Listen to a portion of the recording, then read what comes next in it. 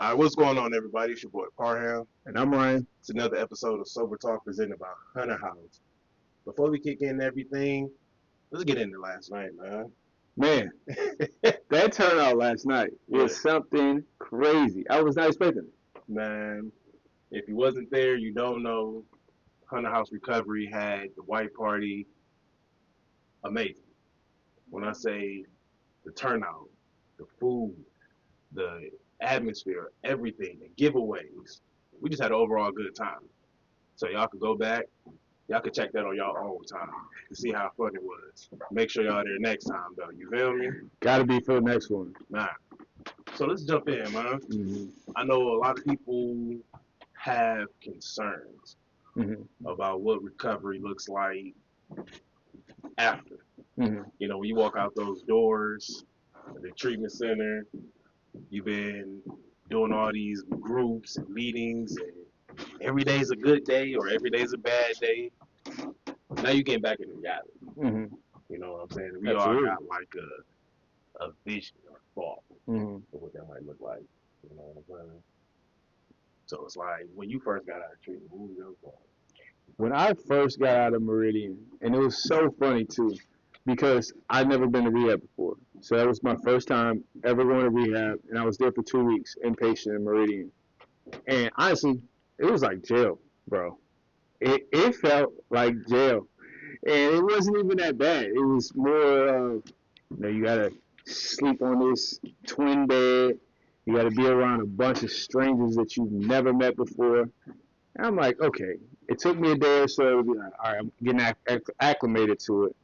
But then going into like a recovery house, Milford Counseling, it was kind of the same thing, but a little bit more homey, I guess. Yeah, More like yeah. just I felt it wasn't as bad as a treatment center, even though it still had the kind of makings of it. And I really didn't know what to expect. So were you one in like one treatment center and done? hmm Really? Yeah, And Meridian was your first one. Maria was my first So you one. just went straight to the gusto. I did. I really no, did. no buffer. No, They like, hey, no, we sending this man straight to Meridian. straight to Meridian after Damn, 2 weeks. Yeah, straight up. yeah. You did 2 weeks. Only did 2 weeks. Wow. Yeah, So this was like jail for real. it was jail for me. I'm Yeah, a repeated offender like a mother. come on, bro. I'm a repeat. I'd have been up here. Yeah, you're like I've seen this before. I know what to do. God. But Meridian was my last one. Meridian was my last. I don't know what it is about Meridian, but when you ready to change, you go to Meridian, you be like, I am not Mm. doing this shit again. So yeah, Like, no, yeah. this ain't life, bro. Cause my first one, I went to Maple Grove. I don't even know what it is. It's in West Bloomfield, right? Okay. And this is when you had that good insurance. Good insurance. You Fresh off feel the me? job type of Fresh off insurance. the job. You Yeah. like, what? Yeah. Better get my insurance. Yeah. So I went there. You got your own room, hmm own bathroom. And it's like it looked like a hotel room. Yeah. Yes. They got a whole nursing center, doctors where they use IVs, bro. I was messed up. They forget a pill. They IV. They got a priest come to you and detox. Would you like us to pray over you? Yeah. They got like good food. They had all that. You ain't got to do nothing. Real gym, Mm. all type of stuff. Damn. Two different. Ooh. You got men on one side, women on another side. Chill, Yeah. chill. Like when if I relapsed and I was going over there, vacation. I just need to eat right real quick. hmm Do what I need to do, and I'll be back out there in a minute. Mm. Yeah. That sounds really nice. Right. You know, it was good. It was a vacation. Whew. Then after that, I was like, man, like my ex-wife at the time, she was like, you can stay on my insurance in case you go back. I'm like, man, forget you. You left me. Forget you. Then I had to go to the medication. So then I ended up going to Eastwood, which was cool. hmm It was different, Yeah. but it was like a shell shock. Like, hmm what is this? But I definitely started to get my recovery there. But when I kept messing up, I had to go to Meridian. So you went about 3 or 4 times, Man, I went like 6, 7, 8. I know I went. I've been in treatment 8 times. 8 times. 8 times. And when I went to Meridian, that was the first time and the last time. 'Cause like you said, that stuff, it's like jail. Yeah, The mentality in there was jail. true. The bargaining system in there was jail. The everything was just jail. Hmm.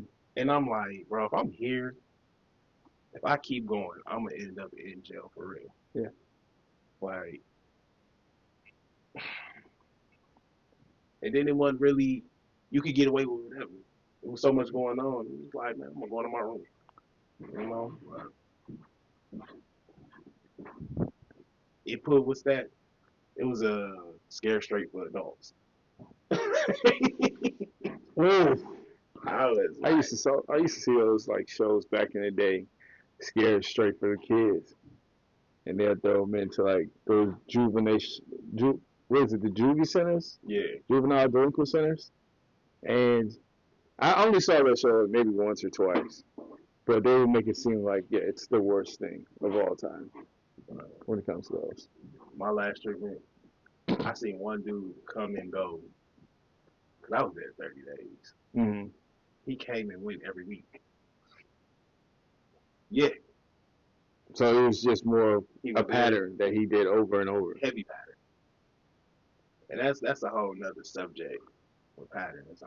I'm still a baby, so I don't speak on that type of stuff. But yeah, Hey, I mean, I've worked with guys who have gone to treatment centers over and over again, and it's you always know why you repeat the pattern, but it's hard to get out of the pattern. And I was talking to my mentor about that today. A lot of times, it's because, and I know that we do throw out the word trauma a lot nowadays. Yes, okay, trauma, but it's you're repeating the same thing over and over, knowing that it's not going to work. So you're doing the insanity, knowing it's insanity, knowing that it's if you go back out again, it's only going to be worse. right. It's not going to be better. But it's more of a place of fear. You're just afraid a lot of times, and this is not just repeating, treatment centers and whatnot. This is just bad habits, bad relationships, bad situations, bad jobs, bad friends, all that stuff. You just keep repeating it because you're afraid of the change. Yeah, yeah. And going on repeating change and the fear of that. Mm-hmm. Let's jump into that first question because that's gonna be a good one. Yeah, That's gonna so be a doozy, bro. yeah. So that first question is: when you first got sober, what did you think recovery was going to look like, and how different was the reality? I would definitely say I thought recovery was just I'm about to fix my marriage. I'm gonna fix my relationship with my mom, and I'm gonna go back to work and everything back to normal. Mm-hmm. Right? No, absolutely not, man. Recovery, it showed me two things because, of course, early on you blame yourself for everything. So it's like, man, this is my fault. This is my fault. I did this. I'm a piece of shit. But it's like, no, okay. It helped me take accountability for my act, Mm-hmm. but at the same time, it also helped me see like it wasn't on me. I can't take this whole shit. I can definitely take half, but I can't take the whole shit. Mm-hmm. I stopped talking to a lot of people. I changed habits, and I'm still changing. Because it be times now I probably jump into an old habit, and it's like, okay, I actually have people now that will call me out on it. Like, bro, whoa, whoa, what you doing? Hey, Mm-hmm. I didn't have it before.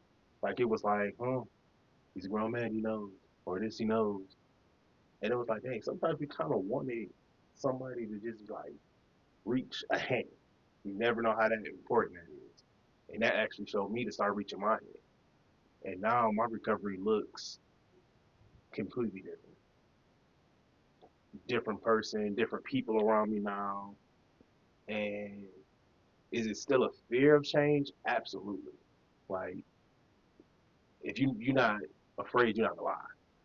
So, but I've learned to embrace it and walk through it. Mhm. You know, of course you have your hiccups, but I'm in a definitely better place with a lot more better people around me. Dope. So, Yeah.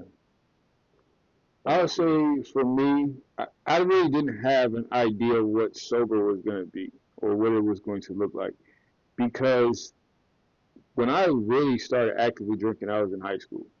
So my identity was still fragile. It was, okay, I'm an athlete. I play sports. And what I loved to do was be around the popular people, the popular kids, and all that stuff. So I formed my identity around that. And of course, popular kids, they were drinking, smoking weed, all that stuff like that. And then when I got to college, so I was drinking, I started drinking there heavily. And then when I got to college, it was the same thing. It was, there's this party. Oh, you got to go up during welcome week because those are when the most insane parties are. And I had a blast my freshman year. Just I always wanted to just be drinking and doing this and doing that. So a lot of my college years, I wasn't sober, even though I was supposed to be sober and I was on probation for an MIP in high school. Going into college, I still found ways around it. So my identity all the way until like 17, 18 years old, I was consistently drinking at least once, twice out of the week. And then college it amplified. So I didn't really understand what sober meant, especially as I got older in my 20s. And I had no idea. I just thought it was going to be boring. It wasn't going to be as fulfilled or fulfillment. I wasn't going to find any type of fulfillment within myself because I wasn't drinking. And of course, I was mistaken because I was able, as I got sober, I started to feel better. My mind started to clear up. And that was like my reality of, oh, you can actually eat food and not have a beer or a shot or anything like that before you eat food. You can actually maintain a healthy lifestyle when it comes to working out and then going to work. You don't have to come home and de stress off of a bottle. You can actually, look yourself in the mirror instead of always pointing the finger about, accountability and something being somebody else's fault and not your own fault. So, yeah, me figuring out who I was after I got sober, it was it was an eye-opening experience. I was in Milford and it was in the middle of COVID. So it being in the middle of COVID, there's not much to do. Right. You're locked. So being out there in Milford, especially during COVID, it was it was a lot of isolation, a lot of alone time. I did have some roommates because I had that type of, well, you've been to Milford before. You have those houses and whatnot where it's 10 to 15 guys in each house and whatnot. I was in an apartment, so they put me in an apartment at first with two guys that had some clean time, like over 8 to 12 months or something like that. But they were never there. So I was in the apartment because they had girlfriends and things like that. So I was in the apartment by myself for most of the time, and that was when I really started to be okay alone and just know that I can I can be sufficient. I can put myself together. I don't need to lean on this guy over here or this guy over here. I can, you know, put everything together. So, and especially during COVID, I had no other option. Right. They gave me some roommates after a while being in that apartment, so two other guys. But yeah, just understanding it's okay to, be alone with your thoughts. You don't have to run to this escape or that escape. You can actually put the work in on yourself. And that's when I started to do the fourth step. Because without the fourth step, it wouldn't have been possible. Without me looking at, all the buried bones in my closet, I wasn't going to be able to stay sober. Right. Oh yeah. Yeah. For real. That's why I'm a little excited, man, with this new sponsor, Report Step. Mm-hmm. So, but you had said something earlier. Uh, like what it look like, discovering yourself, the parties and all that stuff. Mm-hmm. Cause I know I thought the same. I was making scenarios up in my head, like, dang, if it's a wedding, I can't do this. If it's this party, I can't do this. I'm with friends, I can't do this. Cause my brother, his wedding was like my first event being sober, somewhat sober, and it was boring. It was absolutely boring. I said everybody drinking, dancing. You got women all over. Just you know how weddings are. You know how weddings are. And Yes, I do. I'm sitting there. Mm-hmm. I can't even do it, man. And I mean, it's open. I'm I know. crazy. Yeah. I felt like a. I think I sat at the table. I looked like the retarded child or something like that. People coming up to me, "How you feeling, man? Yeah. You doing good? How you I feeling?" know. I'm sitting there. If you don't get your drunk ass out my face, I know. knock your cup out your hand, And they know you can't drink too. Yeah. and then hi, Yeah. how are like, bro? Come on. Just get away So from me. I kind of just I don't really go out that much unless it's something Mm-hmm. simple, chill. Then I got to a point where I was comfortable around alcohol because I respect it, I fear it. Yeah. But last night, that was probably the first time out, especially like towards the end when they try to get people to dance. I was like, dang, I could be the fun Ryan without the alcohol and still have fun. Mm-hmm. Wow, Yeah. that was man, that was a good feeling. Similar story as you were talking about that wedding. I had, I guess, maybe about a year or two clean at this time, and all my friends were getting married around this time too. So my friend had a wedding. It was a Jewish wedding, and everyone was tore up. And it wasn't too many black people there, of course, but because I've already had some clean time, I was kind of cool. I wasn't pressed to drink or anything like that. So me, I hit the dance floor, and I hit a move where the whole dance floor went crazy, bro. I think I might have started crip walking or something like that. Whatever I was doing with my feet, bro. Look at him go! Yeah, they were like, "Oh my God, look at his feet move. Is that Michael Jackson? Is he moonwalking?" They lost it, bro. And that's when I knew I could have fun Yeah, without drinking. Like yeah, once I was able to still kind of have that euphoric or dopamine from being around people and not having to run to drugs or alcohol to have a great time, I knew I was like, okay, I'm in the right spot. I'm in the right lane. This is the life that I need to keep going toward. oh yeah. I definitely said I'm about to start with ballroom and learn some hustles. Cause I'm telling you, next event I'm emceeing. Oh, oh, Yeah, I'm on it. you on it. I'm on it. Yeah, I'm in. Listen, I'm emceeing every sober talk, Hunter House event moving forward. I'm emceeing it. count them. Hey, sign it in. Done, He did it. done. I'm gonna have y'all going. But that was Oh fun, man, man. it That was. energy, it was like you said, the dopamine, Hmm. that natural energy of just like, oh snap, Hmm. I ain't gotta. No. My nerves go get this. I ain't gotta take a sensu bean. I ain't gotta take a sensu bean. DBZ. I'm Kakarot, baby. What you mean, Literally just saw a man? reel about that before we started this. About Goku. 35 years ago today, he turned Super Saiyan for the first time. Yeah, I know. Shout out to the nerds out there. DBZ Kakarot. lovers. If you know, you know. Yeah. Man, what's another one that people probably think about a lot? Jumping into recovery. Hmm. The other one is, why do you believe sobriety is the only foundation and not the finish line? Or why do you think sobriety is only just a foundation but not just the finish line? Because you're constantly growing. Yeah. That's that's that's law of life. Hmm. You got to grow. If you just stand still and be like, oh man, I'm sober, yay, Hmm. you go eventually jump back into old habits. Hmm. Sobriety is just like you said, its foundation is table. Okay, cool. The table hold 3 cups, hold a couple bit more, put books, put some paper, but eventually it's gonna be overfilled. Mhm. It's gonna break. I like that.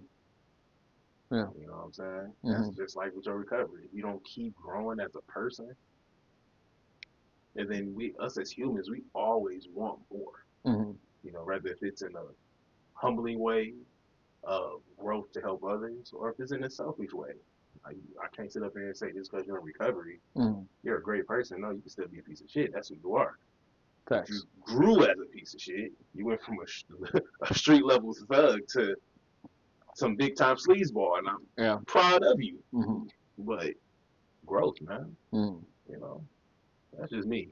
Yeah. For me, I want family. I want freaking vacations. I want to have some type of fun in life and leave a mark for my son, for whatever, and I want to grow. Mhm. So that's my reason.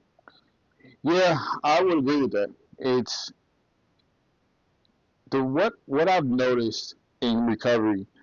Just when I had to figure out what I wanted out of recovery, and then once I solidified that, which was consistency, working at a job longer than 6 months, a relationship with my family again, and being able to stand on my own 2 feet, being able to, okay, I can pay my bills. I have a job that I really enjoy being with, and the group of people that I'm with, I enjoy that as well. And then just continuously building on top of that felt really good, felt stabilizing. I never had that type of stabilization at 30 years old, and that was like the foundation that I made for myself. But it had to keep going because that wasn't just the finish line. And I'm seeing that more now after 6 years, almost going on 7 years of just my overall sobriety is there's such a bigger impact that I can give onto society because I was doing it in the shadows where I wasn't looking for, to be on social media all the time and putting out videos and things like that. But I was constantly growing the recovery community within Milford and how I can help certain guys from different types of backgrounds and different personalities and whatnot. And now, once being able to master that skill, there's more skills that go into that, and having more emotional regulation and sensitivity to certain people, whether it be romantic relationships, working relationships, relationships in recovery. As I meet new people more and more every single day, it's just recovery is so vast. I treated it in my first 5 to 6 years of recovery as a very small niche, but it's so much larger. Yeah, that's crazy. You even said, like you said, growing people, helping. Mm-hmm. Because I know we had that conversation a while ago when we both started this social media stuff. And he was like, "Hey, I wish I'm gonna keep going. Yeah. I want you to come on, but keep going." It was like, Mm-hmm. cool. Here goes somebody that's growing. He like, "Hey, I'm doing switch without you." Mm-hmm. Like, what outdo me though? I don't want to. Hey, that day Yeah. I was like, I need to learn how to do this and Yeah. that. But it's like that's the type of growth you need, the people you need around you. Mm-hmm. That's what force you to grow. Yeah. Because I see a lot of people sticking to the same stuff, same thing. Somebody said this a while ago. Hanging with somebody, especially in recovery, hanging with somebody at a newcomer table, and you got 2 or 3 years, couple months, they're a newcomer, you hanging with them. Mm-hmm. Why don't you go hang with the ones that got years, Right. so you can learn how to grow and do stuff? Mm-hmm. True. And then after that, I looked at stuff so much different. I'm like, okay, hey, how you doing? Mm-hmm. Nice to meet you, newcomer. Good. I'm glad you're here. I'm going over here. You can come with me, Mm-hmm. but I'm going on. They got some years. I'm about to go learn something or hear a funny ass story from Yeah. the '70s or something. You know? And that's what I want. I wish I would have done a little bit more of at the White Party or the White Out for Recovery fundraiser.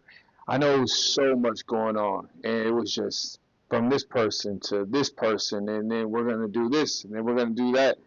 I do want to capitalize on that more as we continue to keep doing these type of Yeah. events because those type of events are transformational. I've already just gained maybe 2 or 3 solid Facebook friends off of just that event alone, and I know it's just going to keep going from so on and so on. And that's why I'm so glad that I did this podcast, and I was And I know we were at that moment in time where the new year was coming, and it was your birthday, and I was like, we're doing this, right? We're still doing the podcast, right? We're still doing the podcast. Yeah, I remember because so I remember it was around my birthday because something happened. We had it booked before, we had to reschedule it, mm-hmm. and he was like, let's just wait till after the New Year. We did the New Year episode. I think I was coming back from my trip, Mm-hmm. and we finally did it, clicked instantly. Mm-hmm. The vibe, everything was right, and he was like, "Hey, we gonna keep doing this, right?" I was like, "Yeah, I was just thinking that." Yeah. I looked at her, and she was thinking that. I was like, "Oh snap, Yeah. let's do it!" Yeah. And it's been rocking ever since, man. It's been rocking. We've been having some ups and downs, Mm-hmm. some delays, but it's like keep rocking. Mm-hmm. And even with the delays of stuff, it's crazy. More people come up now that I know Mm-hmm. and talk about it. Man, what y'all doing is good. We like this. Y'all keep it going. Keep this, and this. Woo, woo, woo. And I'm like, man, you be looking at it. I think Mm-hmm. the the the the not the ego. The old me be looking Mm-hmm. like hit that like button. I know. But Yeah. you be having to stay humble on that. I know. Really appreciate it. Yeah. I was like, hey, can you hit like, subscribe, and share? Hit Honestly. that hard. Yeah. But the fact that people are talking about it and we here today, Mm-hmm. it's it's a humbling, tremendous feeling at the Right. same time, man. Because to sometimes, once again, like think about where shit for both of us, where we was at 4 years ago. Mm-hmm. You halfway through your journey, you starting to learn and gain some stuff, been through some stuff, learning yourself. I'm still like, we'll see. And to be in the place that we are in now, we could sit up here in a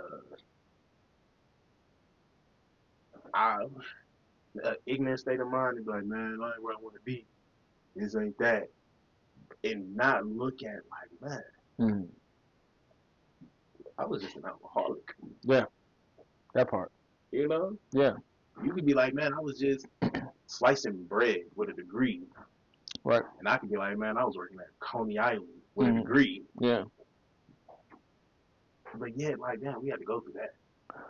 And that's the beautiful thing when you say we had to go through that, because who I was even this time last year is not who I am now. Yeah.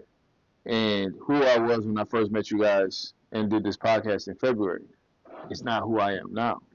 It's a constant growth.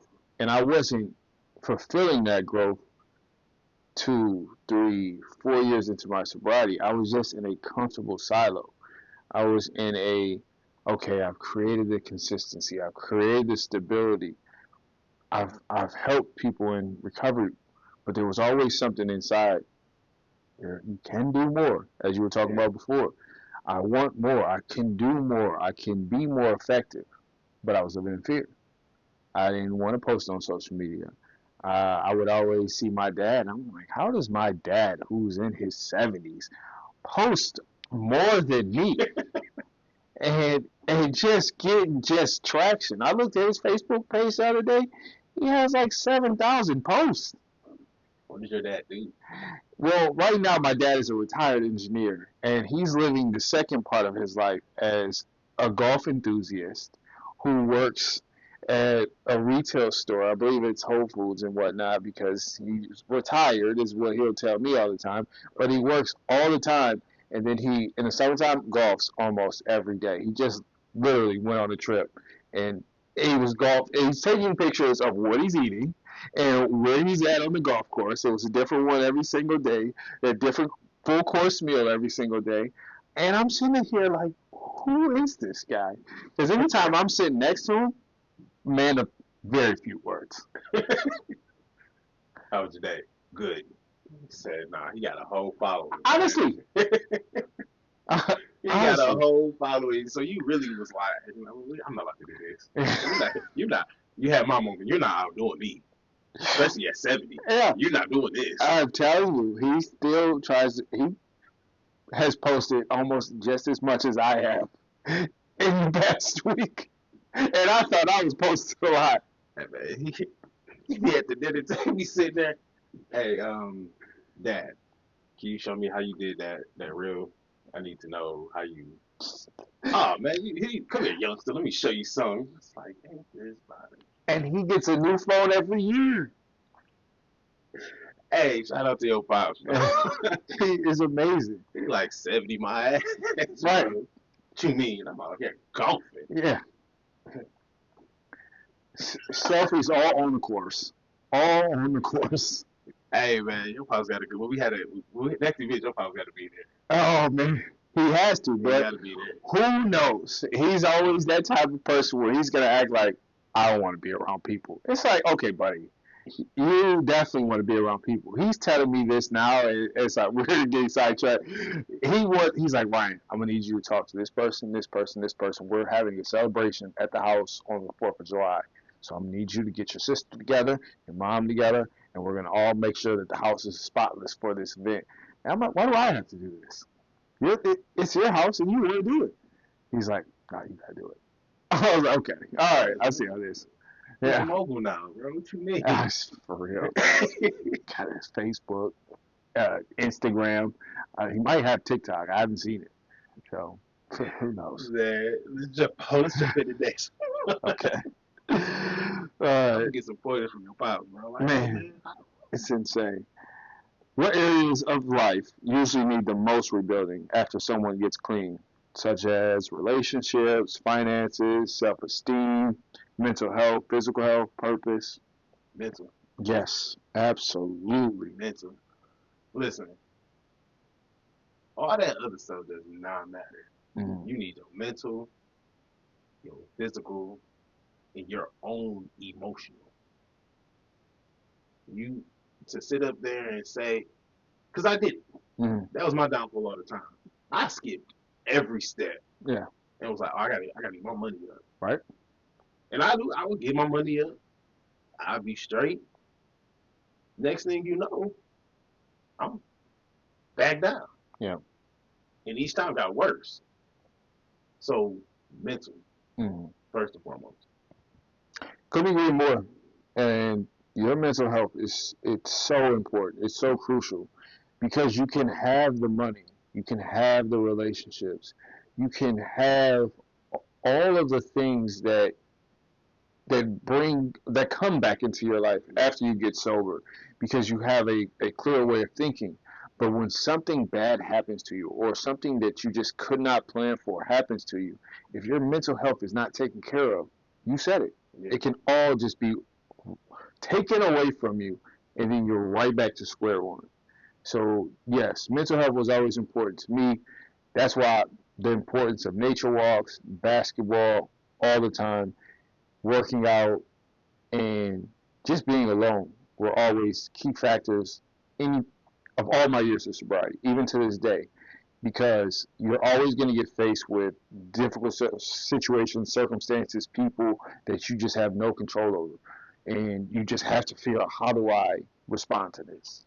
I wanna hop back on something real quick Yeah, go ahead. of being alone. Mm-hmm.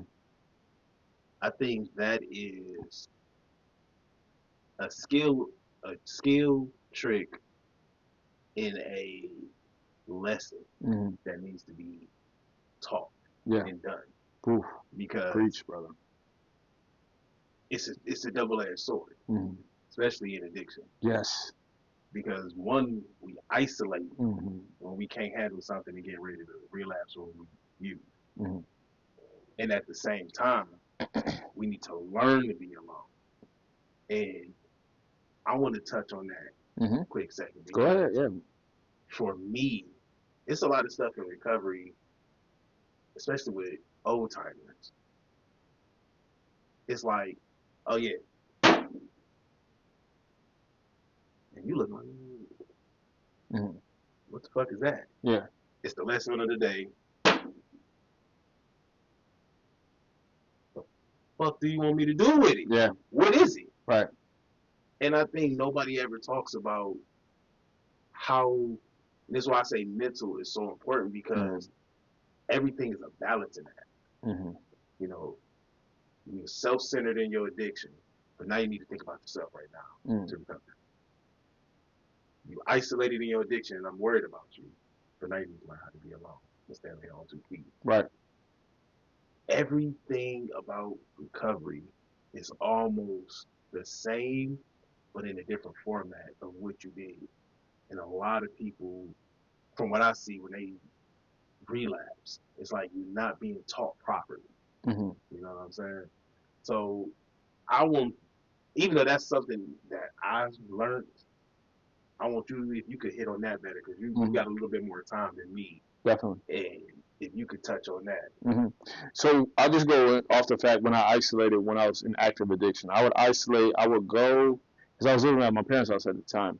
I would go into a abandoned parking lot, whether it be middle school, elementary school, recreation center, and I would just drink myself to who knows how long. I would just keep drinking and listening to sad music and always constantly in this warped vision of all these failed relationships, these failed jobs, and playing the victim. It was never my fault. It was just why was it, why were they like this to me? Yeah. Why did this happen to me? Yeah.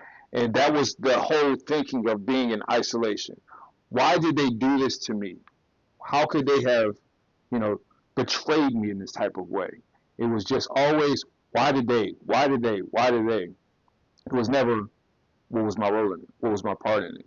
And once I went through the steps, went through the process, got sober, and really worked those steps, really dug into the fourth step, and accepted and took accountability and responsibility, it was much easier to be alone and not isolate. It was much easier to not be in a state of victimhood. Oh, why did this person do this to me? Or I'm actually happy with where I am right now. I'm actually grateful for where I am right now. And that's the difference between isolation and being alone. Isolation is more victim mentality. I can't believe people have done this to me. Why would they do this to me? Instead of being alone is, I'm cool. I'm happy with where I am right now. My friends are doing their thing. We still have a good relationship. I can call them and talk to them whenever I need. I have my sponsor over here. I'm in this recovery community. I'm happy and at peace because I don't have the drama and the chaos that once came from my active addiction. So I say that just being able to work through your demons, work through the I guess, the failure of your life, working through the failure and accepting it, and then shifting it into a better reality for yourself. See, and that's why I wanted you to say it. Mm-hmm. You know, because you say teachable way, people listen, take it in. Mm-hmm. Me, I just realized I ain't fuck with that person. Honestly. Like, I didn't fuck with you. Either I was lusting you, using you, you using me, or we was just in a situation where we was there. But I didn't fuck with you. Mm-hmm. And once I learned that with people, I was cool. I was absolutely cool with letting go people of the past. Mm-hmm. You know, because now it's like the relationships are now more meaningful. There's substance to it. Mm-hmm. You know, not, oh man, we've been knowing each other since ain't high, and then she be like, it don't matter. Straight up. It don't matter. You know what I'm saying? But man, that you put it the right way. So Yeah. another one of these questions. And the next question was what emotional challenges surprised you the most after the substances were removed? Um, Like the anxiety, the depression. Definitely the anxiety and depression. Mm-hmm. Like, of course, when you drinking, because that was my choice, drinking. You depressed all the time. Mm-hmm. You put a certain song on, you be sitting in the room. You like, yeah, I done been there. Cried in the shower. You be, Yeah. Yeah. but the anxiety definitely. Mm-hmm. Like, I used to get panic attacks. when I overthought. I was overthinking too, but panic attacks, um, my anxiety when I would drive. Mm-hmm. Um, like I wouldn't go on the freeway sometimes because I'm like, bro, why are these cars going a mile, 100 miles an hour, bro? But I had got so accustomed to driving either semi fucked up or drunk, Mm-hmm. which I don't condone. That is not good. To the point that was my comfort. So now I didn't have my comfort on top of the substance going. So every night for about a good year and a half, you got the shakes. Mm. You know what I'm saying? So you sitting there, you God, You do have the shakes. oh sweet baby Jesus. like, my anxiety used to be through the roof, man, and Mm-hmm. my depression it probably kicked to another level. Like first, I used to be depressed where like I'd be drunk or I will sober up and I'm just depressed because my life, Jesus. But when the substance was gone, I would be so depressed I didn't want to do nothing. Mm-hmm. I didn't want to move. Yeah. I just wanted to be alone and dark. Like it could be a beautiful fucking day, Mm-hmm. glorious day. But I'm like, these four corners of darkness is all I need in my life. Even though I'm withering away, Yeah. you know. So yeah, it took a lot of therapy for me to get out of that and to learn how to cope and deal with it, and also be okay with grieving. Hate to say it like this, but grieving your first love, which was your addiction. You know what I'm saying? Yes. It was a toxic relationship that was great. And all guys know that toxic relationship. Man, why you still with her? Oh. You be like, well, I'm still with her. Oh my And it was God. the same thing with alcohol. Why you still drinking? You know I'm still drinking. But that was it. It was grieving the relationship. And it's the way you put it is literally how I felt when I was in, you know, those relationships where you mentioned the toxic relationships. Because when substances were removed from me, I didn't have the depression, the anger, the loneliness, the anxiety, or anything, because I was already that type of person where I was okay being by myself. It was just that the substances would add on to me either, I guess, quote unquote, feeling better at the time. But once I established, okay, life can be great without substances, I I was never that type of guy that, you know, leaned on romantic relationships until God put some romantic relationships into my life and showed me that you need to change. You can't just be out here sticking and moving. You can't be out here from one relationship to another, or just, you know, being with this girl today and the next girl on Thursday or shit like that. I know I'm actually going to send a few women in your life that are going to like change you, have you have some emotions, and open up that heart a little bit. Yes, Like, humble you, bring you back down to reality because you can't keep living like this. And that was the biggest teacher and the biggest lessons that I had to learn. Is once those romantic relationships, once those toxic relationships were ripped out, I had some time in them, and then realized that they, it was toxic. It was the push, the pull, the hot, the cold. Once they were actually removed, and I had to take myself physically out of it, that's when the anxiety set in. That's when the depression set in. That's when because all those emotions just came out of nowhere. It was like that box where it's like a surprise. Oh yeah, here's all these emotions. What are you gonna do about them? Figure them out. Understand what they are, and then try to figure out if you can put them back in the box or not, and master it, and put a lock on it. Um, nah, nah, nah. nah, Ain't no math, ain't no lock. no, we I'm can't. putting you in the wilderness with a stick Yeah, and and, a leaf. Now make fire. and and that is exactly how the past 2 years have gone for me, is understanding what those emotions are, um, and defining them, working through them, understanding that these emotions are here to teach you something more about yourself. Because mentally, I understand that I have sobriety down pat. I have, like, okay, if I do these steps, I have this foundation, I work my job, I pay my bills, I have my family. Okay, That's my stability. Yeah. But when it comes to the uncontrollable, the emotions, what are you going to do about it then? How are you going to figure yourself out? And that was how I needed to figure out darkness, in a sense. Because I already did it for sobriety, and I took those same steps when it came to my emotions, when it came to heartbreak. Who am I once something doesn't go my way? All right. What am I made of?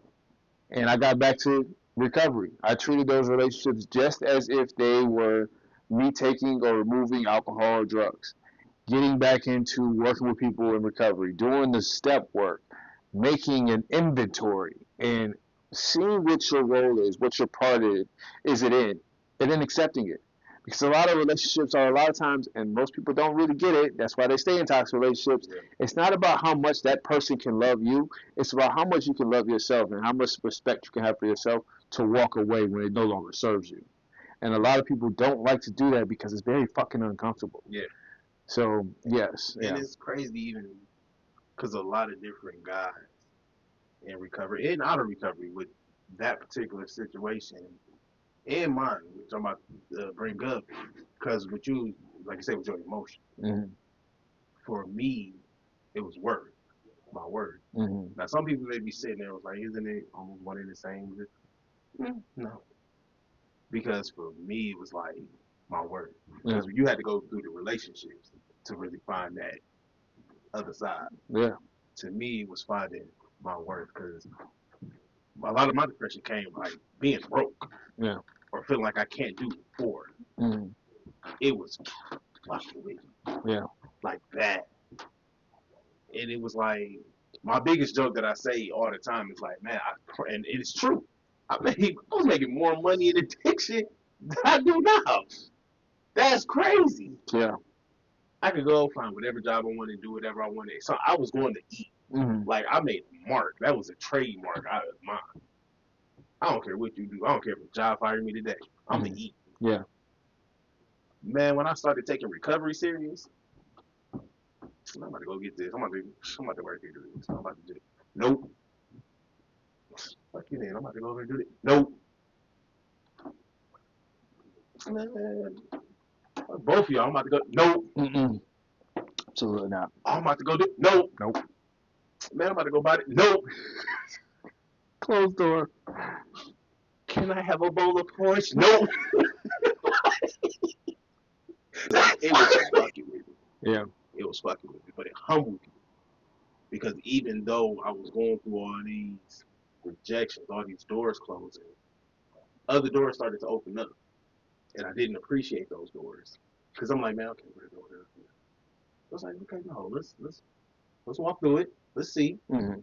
And I started to find happiness. I started to find my worth. I started to find me. I started to find purpose.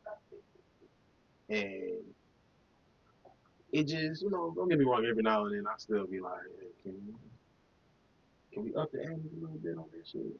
But it's like if you want something successful, you gotta go through certain shit. And that's the hardest Preach. thing to go through. To be like, man, hey, motherfucker, I put you through hell. Now I'm gonna put you through a little bit of suffering, struggle, but you're gonna be alright. You ain't about to be like you was. Mhm. You'll be 10 times about the better. And it's crazy on how a lot of men have to go through certain things, like with you, the emotion, me it's the word. Somebody else, it could be pain, it could be so many different things, and we don't talk about it. We don't look at it. We just, like you say, silence. I'm already figure this shit out. Man, you're gonna end up stroking out or blowing your brains out, which we do not want you to do, man. And I think that's the subject we gonna go deeper into, man. We gonna go deeper into just the pains and struggles that you may go through that, or you had to go through to become a better person, you know, to be where you at today. And if you're still going through it, definitely want you to DM us. We want you to, talk to us. Put it in the comments. How can we help? What can we do? We are here for you, both men and women, you know.